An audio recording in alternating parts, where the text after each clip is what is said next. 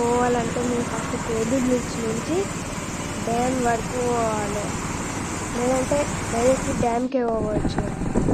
లేకపోతే డ్యామ్ పోయినాక డ్యామ్ మీద పోయేకి లెఫ్ట్ సైడ్ టర్న్ కావాలి.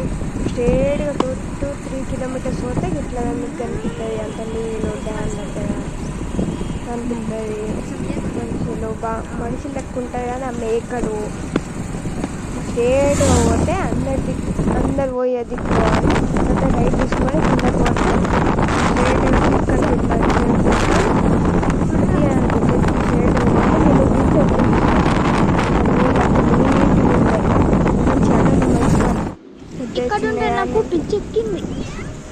మంచిగా పెద్దలు వస్తున్నాయి చూడండి, అలా ఎట్లా వస్తాయో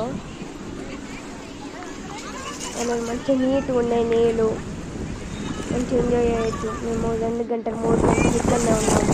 6 అయినాక మీరు పోలేరు, పోలీసు పంపించారు. 6 అయినాక పోలీసులు వస్తారు.